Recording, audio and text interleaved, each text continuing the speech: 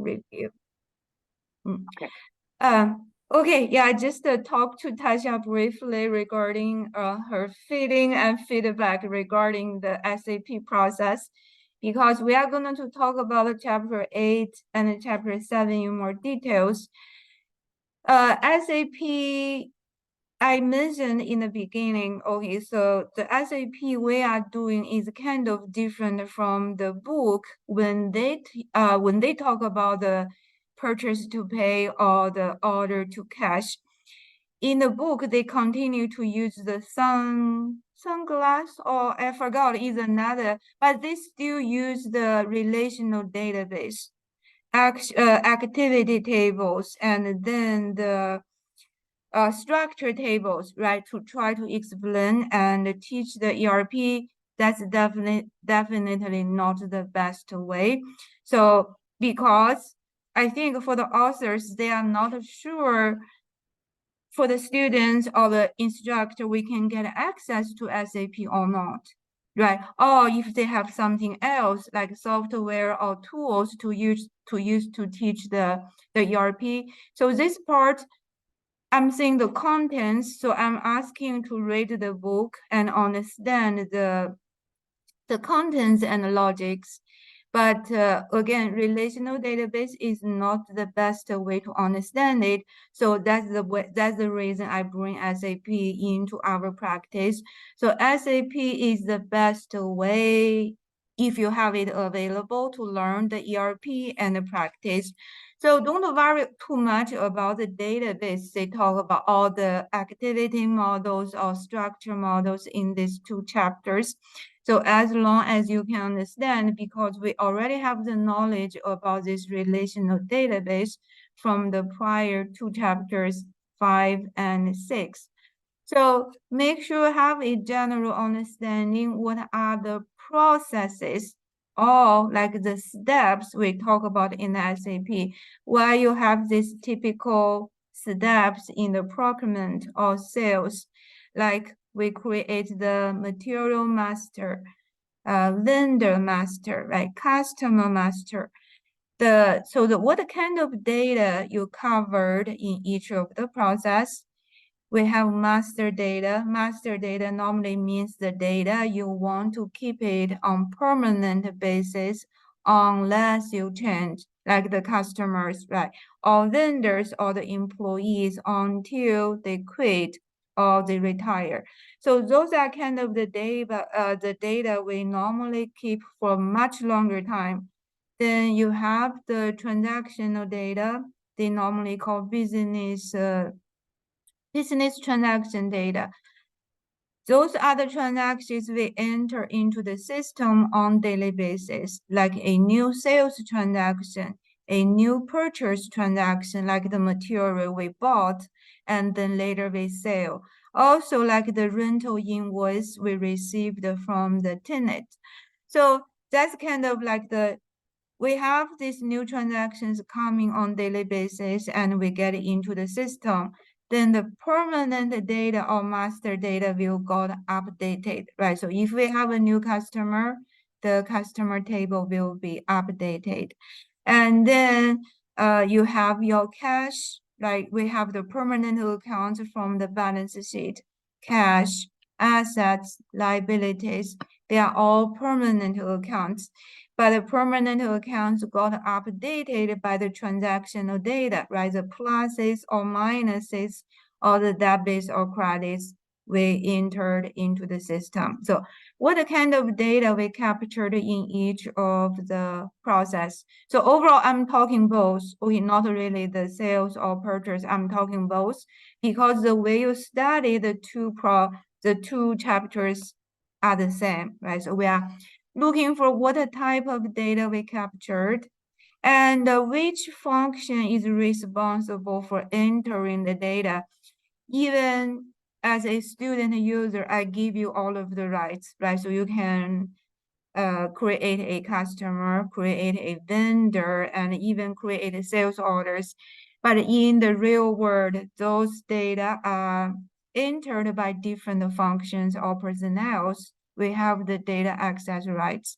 You have accounting people, you have purchasing, sales, warehouse management, the segregation of duties. That's also the internal control we talk about in chapter 11, but you already experienced these in the SAP practices. So SAP is also a nice place we learn different internal control and risk management before we touch upon those concepts in chapter 11. And remember in the procurement, in the first view of the material, remember the weight of the helmets, right? So we say in the package, you see the gross weight is 8. First time, they ask you to enter the net weight at 9 ounce rather than 8 ounce. Then the system give you an error message. They are warning you the net weight is larger than or greater than the gross weight, which doesn't make sense. So that's a validity check or detective control in your enterprise system. So we detect invalid transactions or invalid numbers, and then we can correct it. So once you change the number of the net weight, okay, we got it corrected. So that's all the real examples of the different type of internal controls.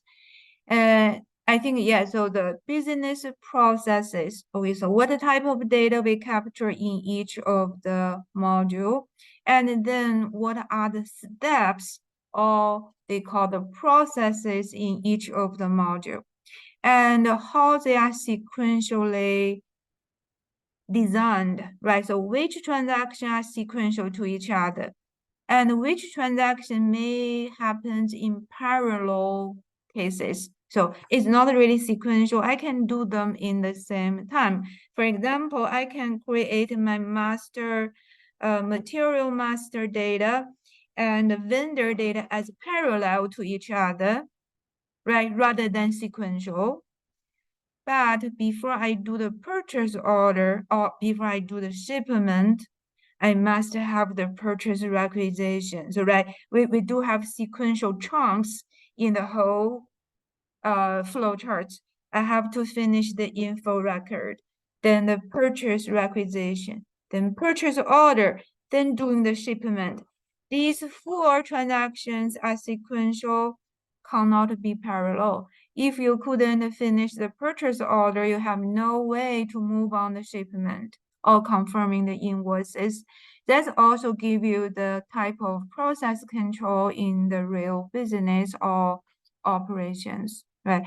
So it's not like in Excel, I can skip maybe like 1 or 2 rows, I can skip to the other, I can calculate the other one first and then come back. That's not happened in some of the SAP modules. Oh, that's also think about the flow and organization of the different transactions or processes. Okay, I will leave you. So the book they do have the activity modeling and structure modeling. The SAP one can each of the module we have like the beginning. So I let you check the background rather than getting into clicking on, because you really need to understand what we do in the procurement and what's the overall idea for the sales, even for the financial modules. Okay, we have this 15 or 18 steps. How many of them are real transactions? Like I'm saying, we are entering data or updating data in the system. And we also have the steps to help you review the balances in another way to check have we finished the transactions or have we finished the transactions correctly, right? So the balances are right before I move on to the future steps. Okay, rather than that's like I warned this time. I'm really glad it didn't. So far, it hadn't happened. In my prior teaching, students told me, oh, I finished all of the 18 steps, but I don't see any single data saved correctly in their account. It's like I'm tweaking them. Okay, these are, oh, I followed all of your instruction package. Like I clicked everything, but that's like I send you emails. You click everything doesn't mean you finish correctly, because if you didn't save and there are errors, you didn't pay attention, you got nothing after you finish all of the steps. Okay, that's another thing to make sure. Okay, we do have the review and checking balances. That's also simulating what you do in real job, right? Before I entering all of the transactions, I make sure like on daily basis, I'm checking the updates are captured. My vendors or customers, okay, which account is still opening? I haven't make payments or I haven't got the money yet, right? So AP, AR reconciliations, or even your bank account reconciliations, that's the steps we also do. And think about in both the sales package and the procurement, you probably see those like they call thinking problems. Okay, they have the prompts, not only instructions. They frequently you see a question. What do you think? Okay, what's the purpose for this step? Right? And why when you get a like the time zone, right? So it's also a validation. If I put a Denver or like Chico in my as the city, but if I put the EST as my time zone, again, that's a validation mismatching about your location data, right? So what's the purpose again, right? So what type of control in this process? And probably you also noticed that in two places we got the GBI, we put a tolerance group.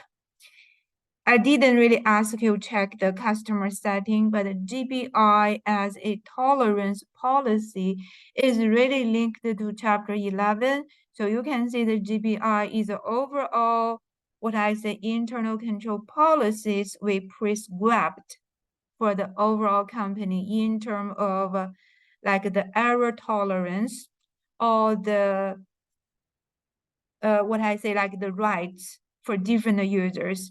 I talk about this, like for example, accounting managers, you can handle transactions, the dollar value more than $1 million, for example. There is no cap, right? So you can check and update and change transactions. There is no number limit. But for a staff accountant entry job, they probably only can access or handle transactions with a maximum $500,000 or $100,000 in terms of the values. If a transaction has a larger value than their own right, they need to escalate to their managers or supervisors to ask permission, right? So for handling large transactions, that's also the type of policy we can input into the GBI or as an overall tolerance. So it's really like your code of conduct or what I say, access rights tolerance of errors. If I receive a customer payment, I'm seeing $5 short or over. Can I approve this transaction? Okay, even I may have a $5 balance rather than zero balance. Remember, when you make a payment in both the financial or the procurement, we say, oh, you check the balance should be zero, right? So after we make the payment, where are the payments? But how about in real transactions? I do have a $5 over or short. Do I have the right to accept it? Right, so that's again, that's all in your GBI, or like GBI tolerance, so your internal control policies. So again, for SAP, the procurement, even the financial module and the sales, okay, pay attention. So maybe like, let me type it here. So the processes, so steps, okay, what are them? What the purpose for each of them? And then the data or the tables captured in this process, right? We have the customer data, vendor data, accounts payables, and then the sales orders, purchase orders, master data, business transaction data. Okay, data or table captured, how they are captured, how they are updated.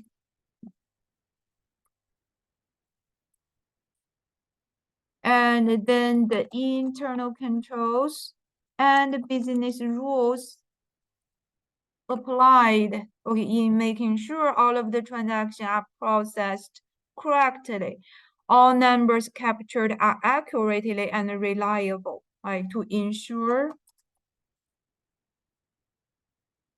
the transaction data, okay, are accurate and reliable. And I think what else I was just thinking about, that's probably most of it, internal control. Oh, the accounting journal entries. So how many journal entries generated? Okay. And when, how,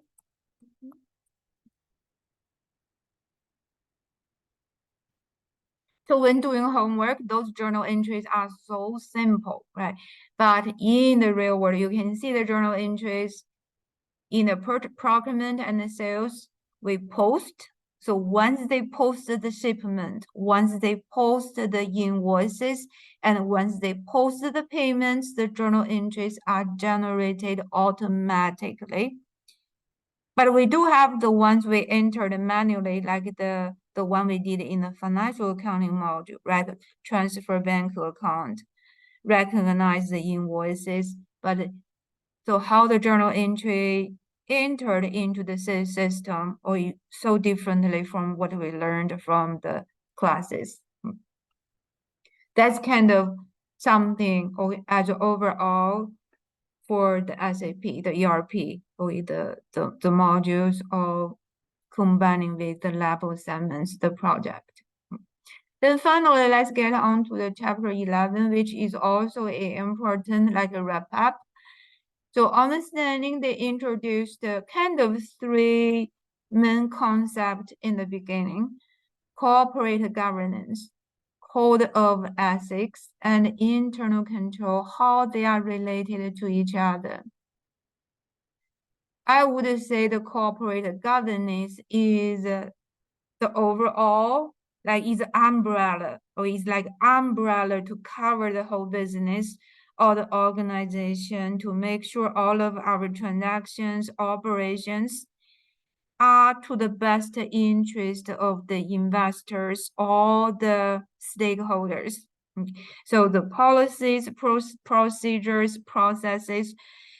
So we designed this like shield system, right? So like a shield system to secure the interest of investors or shareholders, can be commercial companies, and it can be a government, can be a hospital, can be a school. We do have stakeholders. So that's the overall. Then the internal control is something we really emphasized, especially after the Enron, like the beginning of this decade, right? The Enron, the financial scandals, the scandals that kind of incurred in 2002. This is it. So it's not a new concept. It started from the beginning of the capital market, but it really got impacted and enhanced after the Enron and the related scandals happened, and shaked the confidence of the investors to the capital market. So they start to pick up this one using the Sarbanes-Oxley Act. So we have like in accounting or auditing with this Sarbanes-Oxley, no, 22. So SOX 2002. That's really bring the internal control into the managerial accounting, all the auditing, scope, okay, is really enhanced the accounting and auditing, even internal auditing and external auditing functions. And the code of ethics. So I wouldn't really say is equal to your internal control, but they are definitely related to each other, right? So code of ethics can be a special form of internal control, right? The code of ethics is not a personal or individual ethics, is a business or group ethics. Okay, we are expecting the employees or the business to follow so we can ensure a fair and trustable environment, right, to do business and and interact, or like community, right? So social norms, like so rather than just doing business. Okay, I think you can read it okay better. So we have lots of again, I want you to relate this okay to your own working experiences. I think if you get into a job position, they normally have the training, right? So the code of conduct as an employee, and then for a business. Okay, so what are the code of ethics or conduct? Then the three type of internal control, I already talked about it using the ACCT or the event access, preventive. So understand what are preventive, detective, corrective, or examples. So if I give you an example, you can tell preventive, detective, or if I ask you give me an example of preventive or detective, right? So preventive, the segregation of duties, right? So for the related jobs, we have different personnels. We cannot have the cashier and accountant to be the same people, right? Because that's really validating the cash management. And also like your inventory management, right? So you have the segregation of duties.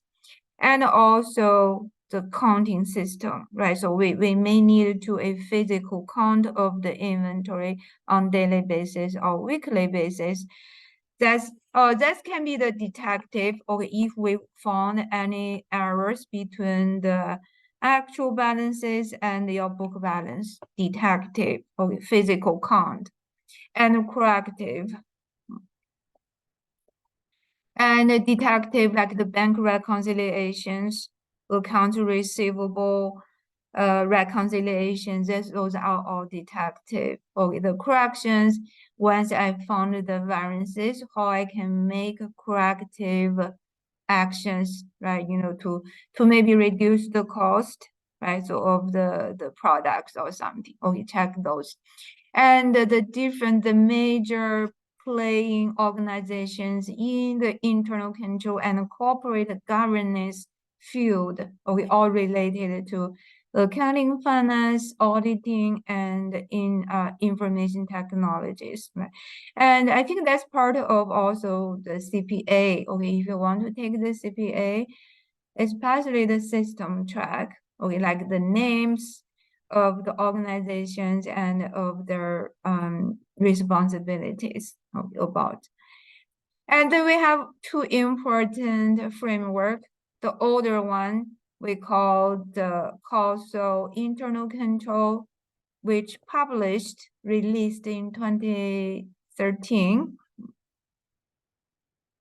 So think about design and make an assessment of the internal control from these 5 perspectives or 5 elements.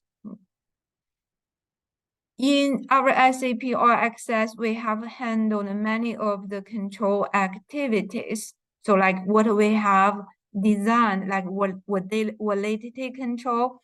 Also in the Blackboard later, you can check, I post a kind of internal control or something, but like a list, like a check, okay, different checkpoint and what the purpose. After kind of below the the exam review topic. Okay, so make sure you download that as an additional study guide as well. But in addition to control activities, we do have other aspects like information communications, right? So you talk to like in the data sharing. Yeah, think about the data sharing we have in the system. Monitoring activities, right? So you have supervisors, you have like the managers to check the balances, like the review the balances, risk assessment and control environment, the management philosophies. I think this is a good example right now what's happening in for the airplane make, the Boeing, even the airline operators united. So what's have been happening in this? So we know the Boeing had a serious quality problem, right, for the aircraft recently. So why? It's not a single case. It's not only happened recently. It's a long-term accumulation of the company's culture about the quality management and like philosophies of management. Okay, so that's like affect your operational results. Quality and then affect your sales and affect your financial performance. Then also we have the ERM, okay, enterprise risk management, 8 elements. We do have a few overlapping about 8 elements with the 5 under the internal control. So you can view the ERM as a considerable expanding of the internal control to the risk management field. Because recently, the risk opportunities and most risk management and prediction become a hot topic and a critical area for business and any organizations. Okay, so make sure you cover, and for the risk management, they especially expand the risk assessment into these 3 areas compared to the internal control. So identify the risky, like all of the events, okay, especially the risk event. Make assessment of the the riskiness, okay, like the higher or medium or lower. Okay. Make assessment of the level of the risk and your response strategies. Avoid it, cooperate, share it by buying like insurances. Okay. Then so overlapping, but this is a more comprehensive business risk and internal control. Okay, not only for control is bring the risk management into the perspective and how to respond, okay, to the different respect depending on their low impact or the frequencies, or impact level and frequencies. So that's kind of, I used to have the 14, but I will review if you have interest, because 14 is more for cyber security and info securities. Okay, that's also the hot topic. But I think I will stop here, and you can download this document from the Blackboard and use it as a study guide. And let me know if you have any questions later.